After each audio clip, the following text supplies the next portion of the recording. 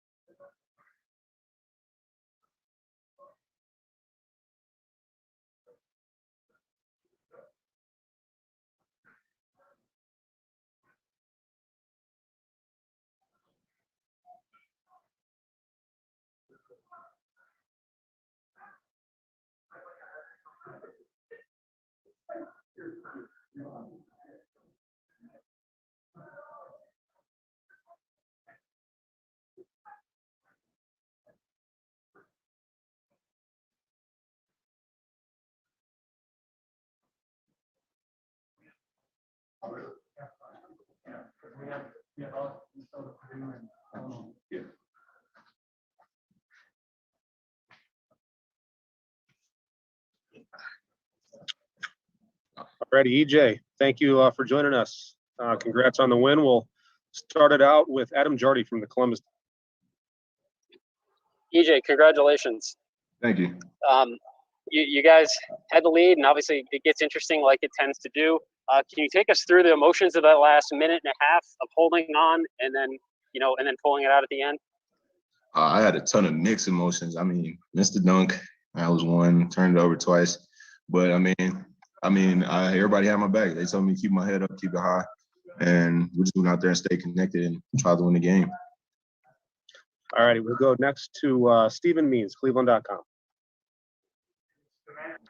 EJ, kind of along the same lines. I mean, you dealt with a little injury with your arm. Can you just take us through that? First of all, what happened with your hand, but then also playing without Kyle. Obviously, Seth needing to ride the stationary bike to keep his knee loose. Just some of the stuff that you guys have had to battle through to get to this point. Yeah, I mean, we're here now, Big Ten championship tomorrow, and I feel like everybody did their thing. I mean, without Kyle, we had to pick up his energy because Kyle brings a lot of extra effort plays and a lot of extra effort that we need to win games, and us just staying together and just fighting through adversity. I mean, they had their runs, we had our runs, but we came out on top. And I hit my funny bone, I guess, and my hand kind of got numb. People thought it was broke, but nah, I'm fine. I just had to get some feeling back.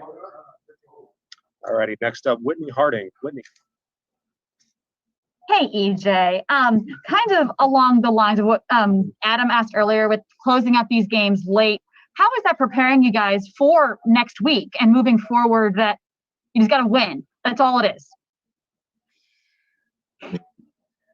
Close games, we got to win them. I mean, I wish they weren't as close all the time. Sometimes it gives me a heart attack being in the game. But, I mean, we don't fold under pressure, and that's what we've been doing. The three teams we played so far, we haven't beat them yet.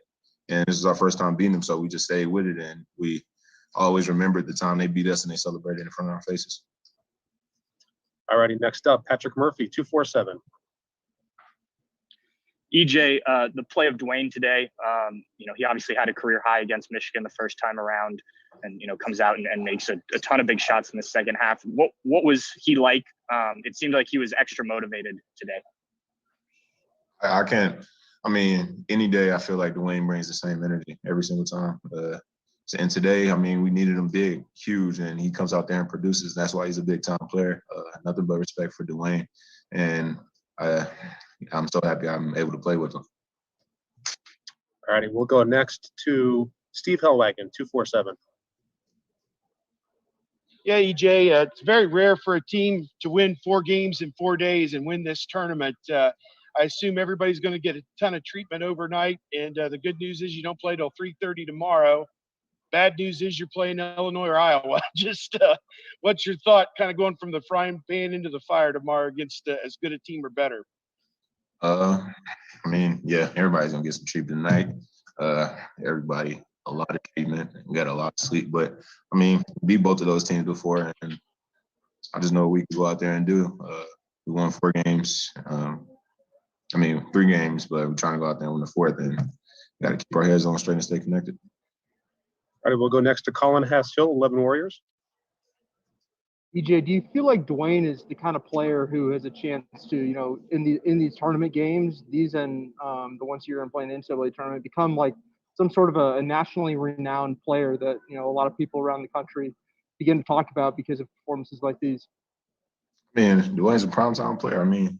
Y'all seen him on a night-in-night basis, and I just feel like Dwayne's going to be a huge factor for us down the road. And I can't thank him enough. I'm happy he's on my team, for sure.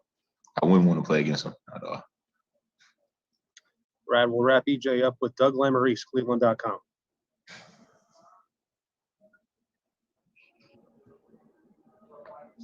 You muted right now. You're still muted. Sorry. Okay, cool. You're running the show here, man. You can do it all. EJ, how would you describe what this team is like, how well you guys play when you are connected on both ends, when everything's clicking? Can you just how would you describe this team when it's at its best? Hard to beat, honestly. If everybody's clicking on all pages and everybody's buying into the game plan and everybody's playing together, it's hard to beat. We showed that. We had a tough 4-game stretch, but came back out and just winning games. And tonight, hopefully everybody gets some rehab, some sleep, and a lot of fluids in them. Come back for tomorrow. Thank you, EJ. Yes, all right, EJ. Thank you very much. Have a good night. Thank you. All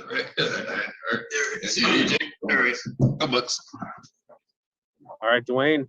Thank you very much.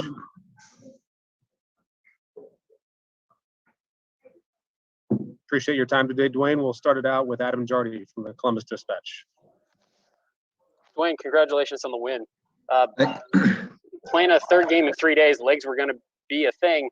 You had 5 points at the half, and when it seemed like you might wear down, that's when you seemed to rise up in this one. What did it take to dig in and to make that run in the second half that you guys did to put them away? For me, man, I told the guys that, we've been doing this our whole lives, playing every day, playing multiple games in a day. I tried to just break it down and make it that simple. It's like AAU, summertime, traveling, staying in the hotel, and playing basketball games with your brothers. So, Coach gave us a good motivational talk at halftime. Told EJ, we need to step it up, and all the guys to step it up. We weren't shooting the ball great, missed some easy bunnies in the first, and just had to come out in the second and lock in a little bit more. I got something to go early, hit my first one. So at that point, I just knew I really want this. Our guys really want this, and it's now or never. So those legs started to get back under me, and we were able to finish the game. All righty, we'll go next to Stephen Means, Cleveland.com. When I think we've asked you a similar question to this, can you just describe what type of style of a leader you are? A positive leader. That's my go-to thing. Positive energy, manifest greatness. That's what I abide by. So keeping my guys positive and making sure that they're confident in themselves. We'll go next to Bill Landis from The Athletic. Dwayne, I think a lot of people see that positivity from you when you're on the floor, but I'm wondering if you feel like you need to ratchet it up even more when late in the game Michigan starts clawing back and they have an opportunity to win a game that you guys were leading by double digits. Yeah, basketball is a game of runs. We definitely are going to continue to learn from these games that we've been playing. They've been coming down to the wire, and but we've been doing a good job. We just got to stick to what we've been doing, stay confident in each other, keep believing in what we got going on. All righty, next up, Whitney Harding. Whitney. Hey, Dwayne. Yesterday, when I asked you and Chris about playing Michigan, you guys said the defense had to improve, and it did today.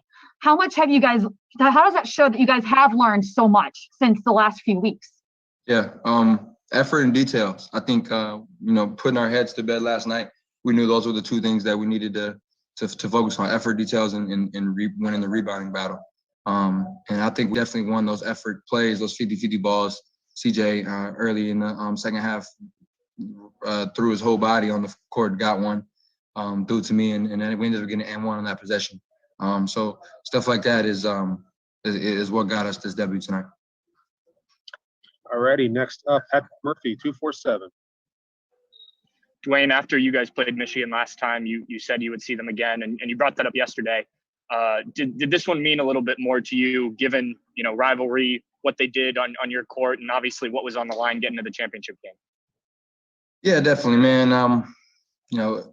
Everybody knows that we lost to them earlier in the year. It was one of the best college basketball games, if not the best, of the year. So, a lot of hype, a lot of energy, a lot of excitement.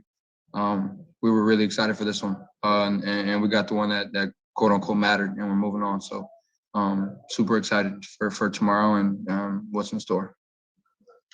All righty, next up, Colin Hassel, 11 Warriors. Dwayne, I think you're above 50% from three against Michigan in your career. And I know you mentioned Grand Rapids after the game. What's about you and these specific matchups that is at least so it's just that extra little chip in the back of my head, and I'm on the rivals, or I'm on the dark side now for the guys back home, but in Columbus I went to the good side. So all those things are jumbling through my mind, but gamers do gamer things, and players make plays, and just try to go out there and do whatever I got to do for my team to win. All righty, we'll do two more with Dwayne here. We'll go to Steve Hellwagon. Steve. Yeah, Dwayne, just your thought. I mean, the lead had gone 12 to 10 to 8 to 6 to 4 to 1, and they got a shot in the air to win it. I mean, what's going through your mind on that last possession? Can't foul, and he can't make it. Just what's going through your mind when that ball's in the air? Yeah, obviously you got to move on from everything that happened. Obviously we were up 12. They got it to 1. The last huddle we had before we actually turned the ball over for them to get another shot up on the rim, coach said, hey, forget about everything else. We have one job. We got to score and get a stop. And, we didn't score. And then I looked at our guys, said, hey, this is it. This is the one. This is the last 30 seconds working out with Coach Q. This is it. Finish. And then we pulled it out. Thank you. All righty, we'll wrap Dwayne up with Doug Lamarice. Doug. Dwayne, could you describe the feeling of when you guys are on the court and you're connected and you're at your best, and just what it feels like? There feel like there are moments with this team when it's just all flowing together. What's it like when you're in that moment? Yeah, there's no words to describe the feeling, because I know exactly what you're talking about, and there's no words to describe it, man. It's second to none. You feel it in your blood when you're connected out there with your brothers, and it's one of the best feelings in the world. I'll tell you that for sure. Thank you, Dwayne. Awesome, Dwayne. Thank you very much. Appreciate your time, and good luck tomorrow. Thank you, guys. Thank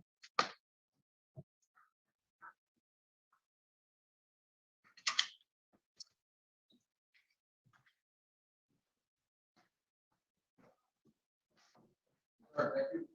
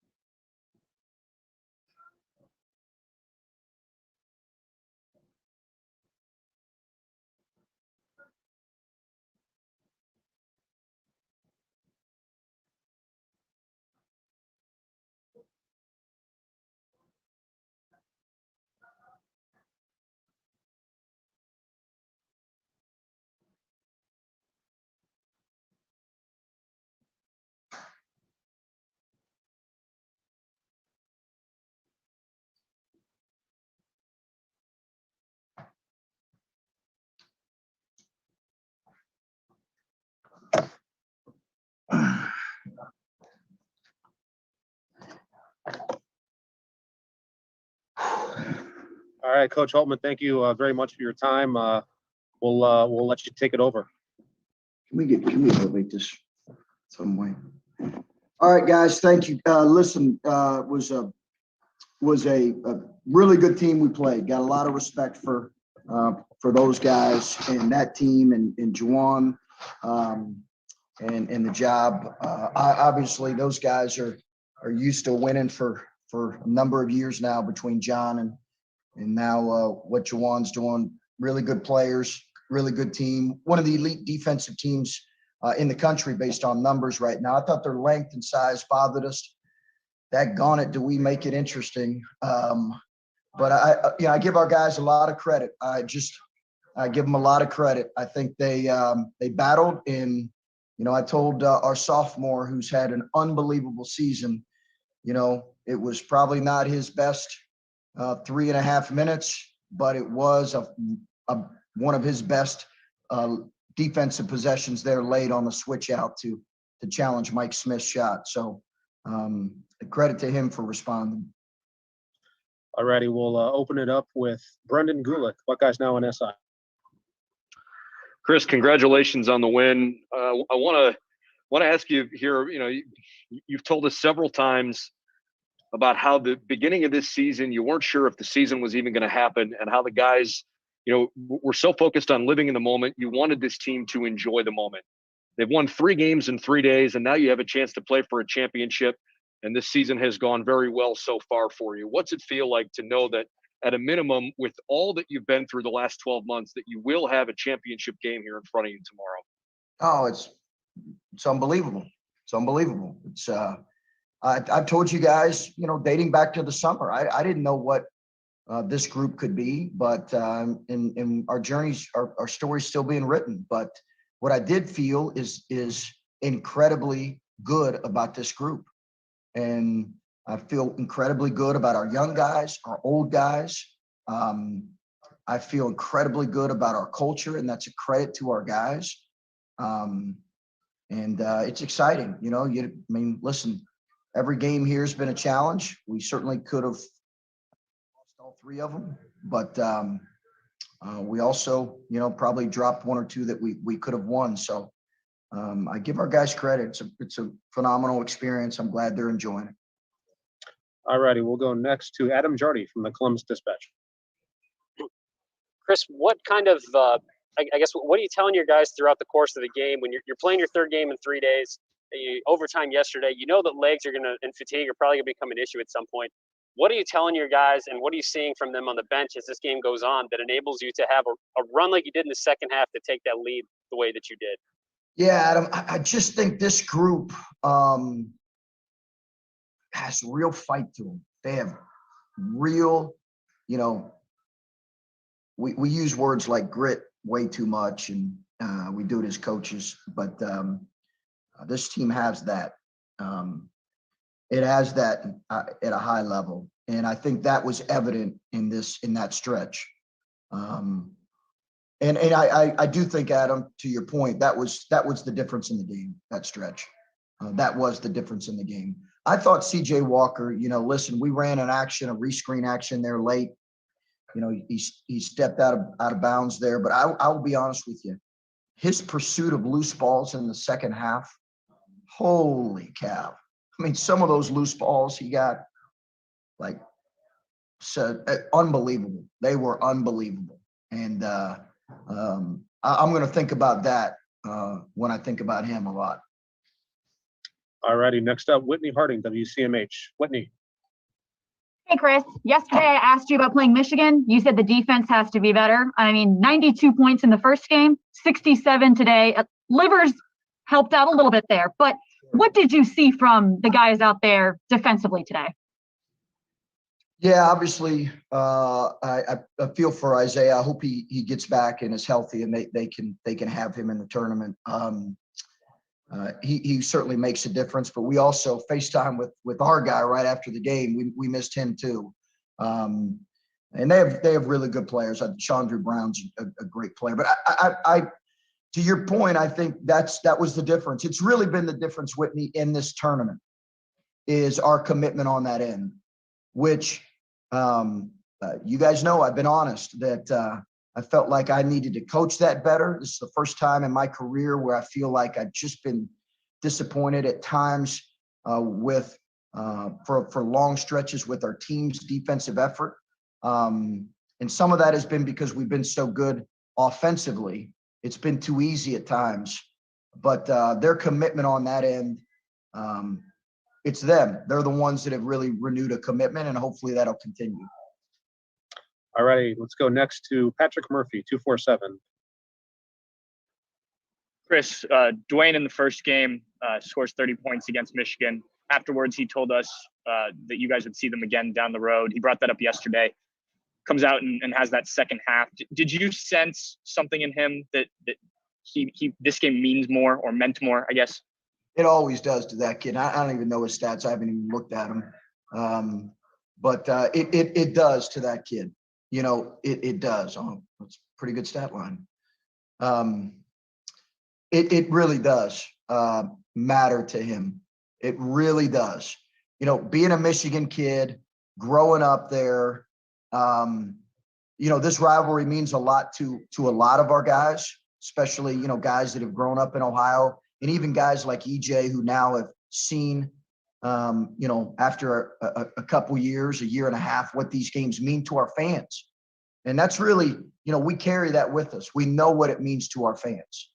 And Dwayne feels that. He knows what this game means to our fans. It's not football. We understand that. But Dwayne Washington, he cares about that. And he is as dialed in these games as any, more than any he plays his entire career.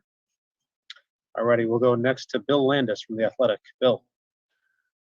Chris, I wanted to ask you a little more about the defense. This was Michigan's second worst 2-point field goal percentage game of the year, and you guys managed to defend them pretty well in there. I mean, outside of Dickinson who's going to get his, but you do it without Kyle. Just how were you guys able to kind of manage that without a guy who's probably your best interior defender?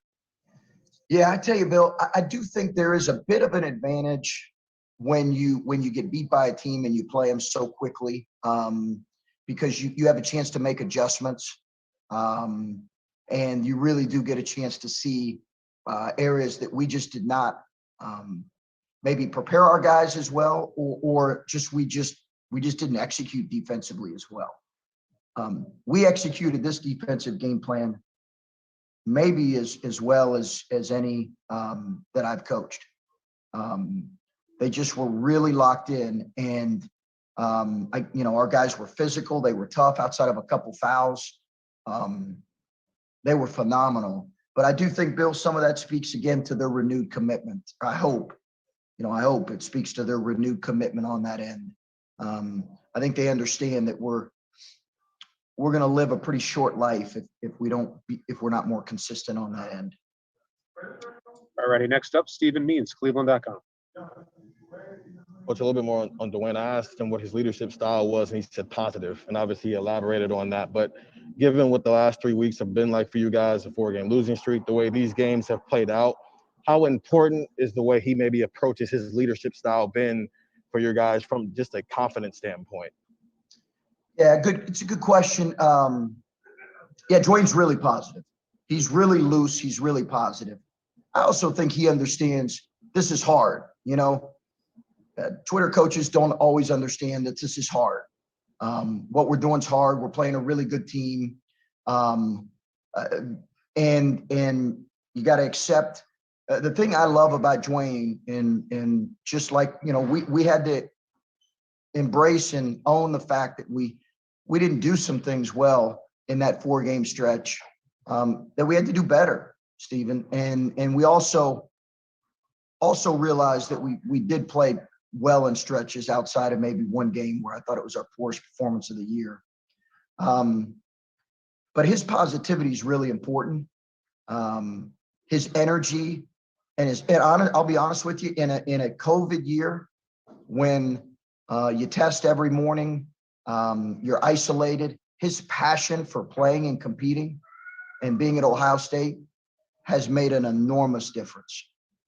Like, look at the kid before every game. You know, he misses our fans dearly, but look at him before every tip.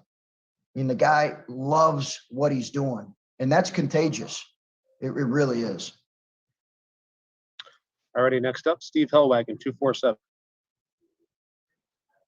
Yeah, I want to ask you about EJ. There had to be some really uneasy moments when he's on the ground and he's holding his wrist or his hand there, and made a great play to recover and block that shot, but it seemed like he injured himself. Whatever, just and for him to come right back in and hit 2 3-pointers like pretty quickly after that, I don't know what that says about his resolve and resiliency, but just your thought about his second half was, other than, as you said, those last few possessions, was maybe as good as he played in a while. No doubt, Steve. I'm with you. I was on alert with that. He slapped that. I think he obviously hit the ball first, which gave me, but he might have followed through and hit the glass. I don't know. But it was a concern because he was in serious pain, Steve. I think we all understand how important he is. But more than that, you don't want any kid to miss any games or miss any time. He's loving playing. So I honestly thought we might not have him for the rest of the half. And I give Juwan credit. I asked him about his kid that went down on the same play, and he asked me about EJ. Hoping both guys were healthy. Unfortunately, both guys got back in the game. But it was a relief, honestly, when I realized it was just maybe a bit of a stinger. Alrighty, next up, Spencer Holbrook, Letterman Row. Chris, you guys started this Big Ten tournament with a win over Minnesota, who had beaten you guys earlier. Then you beat a Purdue team that beat you twice. Now you beat Michigan. You guys had a pretty good resume coming into the tournament, but are you guys proving something to yourselves as you guys go through this 3-game stretch here and win 3 straight games here? I don't know that we look at it like that, Spencer. I think we're just, we're honestly trying to play a few more possessions of quality basketball. As simple as that sounds. I don't know that we're on a mission to prove anybody. We weren't panicking when we lost 4 in a row, much like I'm sure a lot of people were. Our guys weren't panicking. We didn't think, the season was headed in a direction. We understood that there's ups and downs. We're not a perfect team. We're not perfect players. We're not perfect coaches. We just are trying to move along and get better. And that's, I think, really been the focus as much as anything is, and that'll continue to be the focus. How can we be a little bit better than what we were in certain areas? So I do think that, honestly, I don't want to minimize the fact that winning that game, the first game, how that was important. I do think that. Now, I'm not saying that if we lost, we'd have went in the NCAA tournament and had zero confidence. I don't believe that about this group. But I do think, Spencer, that there is something about winning a game and your guys feeling a certain way and playing with a little bit more levity after that. And I think that's probably been important for us. Already got time for just a couple more. We'll go to Doug Lamarice, Cleveland.com.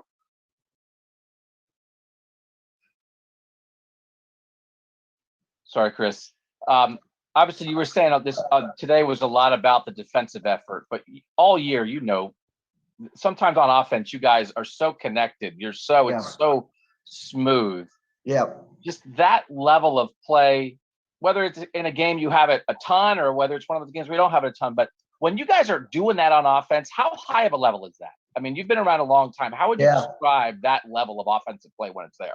It's the best when we're moving it. And Doug, I think to your point, we did not move it as well today. Right. It stuck a little bit, particularly early in the first half. It just stuck, and I don't think necessarily it was the pressure. I think the ball, it was sticking too much. But when it is moving, and when the ball is finding the open man, and it's as good as offense as I've coached. And last year we had a top 20 offense. A couple other years I've had top 20 offenses. But the difference really, Doug, is EJ's versatility, and then some of the interchangeable parts that we have. Now, listen, I get it that sometimes our lack of size hurts us defensively. It has.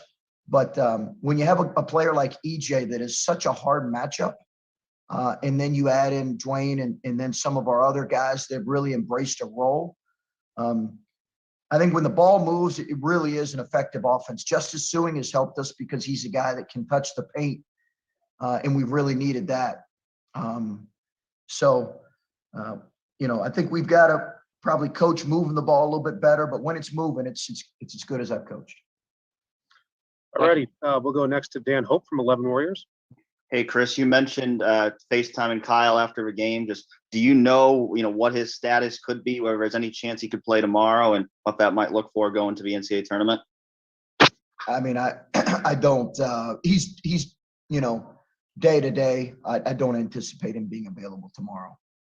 As far as beyond that, it's very much, he's being evaluated day to day. He was in great spirits, as you'd expect.